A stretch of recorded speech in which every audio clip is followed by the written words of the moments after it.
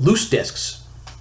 Serious collectors absolutely hate loose discs. When they see them at a game store, or when they see them in lots on eBay, or when they see them on Facebook Marketplace, or any number of places that collectors are looking to bolster their libraries, most tend to thumb their nose at loose discs and think that they don't count and just pass them by.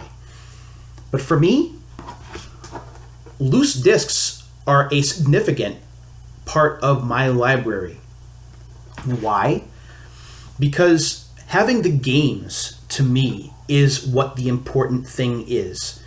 Sure, it's nice to be able to have the case and the manual, but especially with the PlayStation, the case doesn't always hold up. It cracks and breaks. It doesn't look great in your collection when the front is cracked and you have to buy another jewel case. Or when you're looking to try and get deals on games that you really want to play, the games that you want to add to your collection but are just ridiculously expensive otherwise, you can pay a lot less money for a copy of Einhander loose than you're going to pay if you want the case and the manual. Now, is that right? Is that fair? Well, kind of, because it's a supply and demand thing. But being able to play Air Guys and not having to pay $45 because it's complete and because it has Cloud in it, I paid half that for this, I was okay with it. I can still play as Cloud, I can still play the game and play quest mode and all these other things, and I pay a lot less money for it. I view collecting in one of two schools. Collecting is either about the value.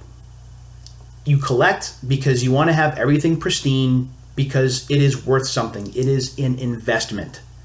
It is something that you're spending good money on. It is something you're going to show off. It is something that is a commodity. For me, I look at it a little bit different. And the reason that I look at it different is because when I was growing up, I didn't have a lot of video games at home. I certainly didn't have any consoles at home. The only video games that I had were computer games on my VIC-20 or my Commodore 64 that my grandmother got me. Those were few and far between.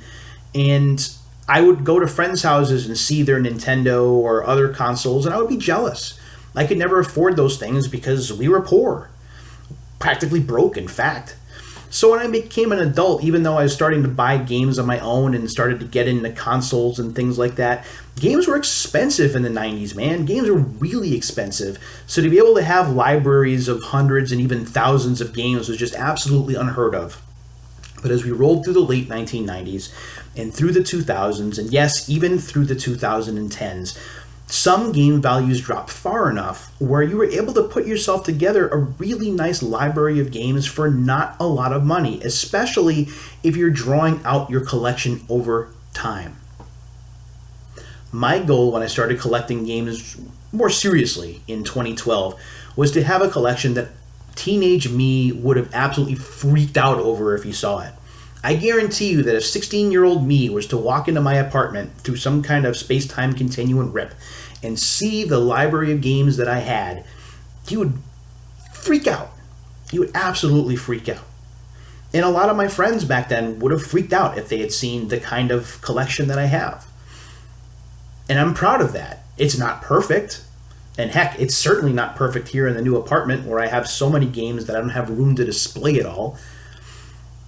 But with the PlayStation, with the over 700 games that I have, there are about 100 of them that are loose, and that is okay. Because I have the games to play at will. If I decided that after this video that I wanted to pop in Final Doom, I can do that. I don't have to look for it on eBay, and I don't have to long for, well, where is the complete copy that I want to be able to add this to my collection? No, I found a good deal on it. I can put it in my PS1, which is sitting right here over to my right, and I can start playing. There are other games in here. I mean, G. Darius is ridiculously expensive now, and I was able to find a good price on it. Why? Because it's loose. It still counts. It still plays well. The music's still great. It still reminds me of my Funko Land days in early 1999, but it doesn't have the case. That's okay. That is okay. Grandia. I'd love to have the case and the manual for this, but again, I got a good deal on it. I can still play it as it is, and if I need instructions or if I need to look at strategies, I can look them up online. I have my PS1 right here next to me, so I can just jump on the computer here and I can look. What is it? Intelligent Cube is a game that I completely missed out on when it came out in 1997 because I was so enamored with other things. I was interested in Ace Combat 2 and NHL 98 and Castlevania Symphony of the Night and Parappa the Rapper and Colony Wars that I completely missed this one, even though it was on the first demo disc that I had played from OPM. I just got this last year. It's awesome. I don't know why I skipped it, but now I can play it as I want, and I got it cheaper because it didn't have a case.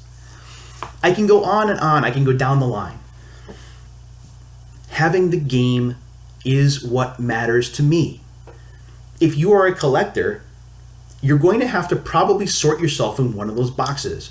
Are you collecting as a commodity, as something to show off, as something that's got real value to it?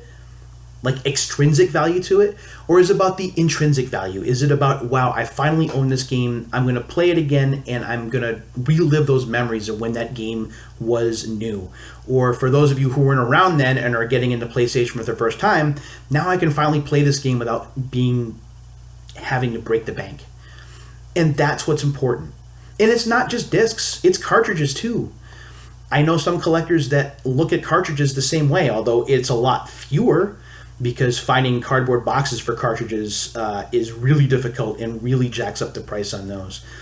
But when you're talking about disc-based games, I implore you, unless you're one of those really serious collectors, and there's nothing wrong with that if you are, that is great.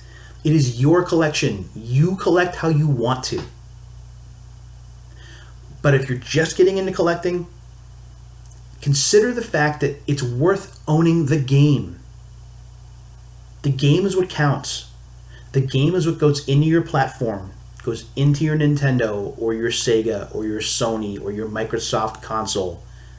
The game is what you are playing, not the box, not the instruction manual, not the inserts.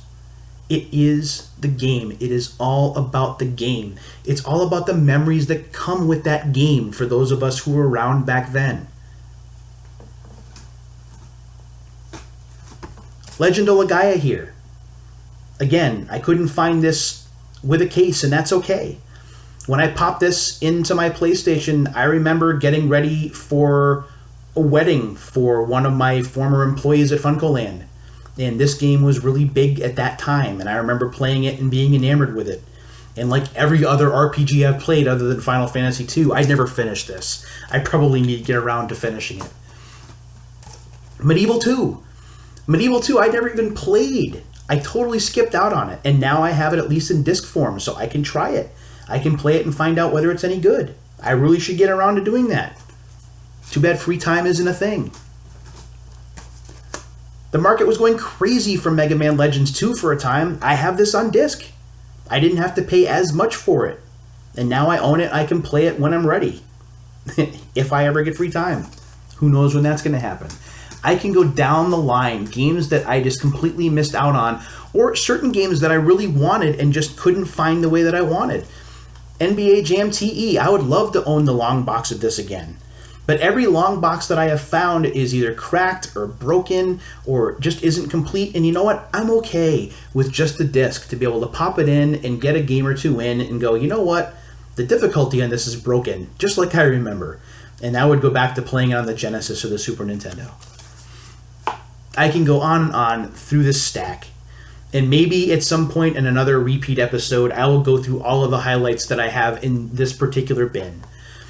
But the important message that I want to put out there to everybody, if you're just now thinking about getting into video game collecting, if you're disenchanted with modern console gaming and you want to get back into the retro scene, or get into the retro scene for the first time, just remember that loose disc games are still video games. They work just as well, and you'll have just as much fun playing them. Until the next time, my friends, take care of yourselves and each other, and we'll do it again soon. Thanks for watching.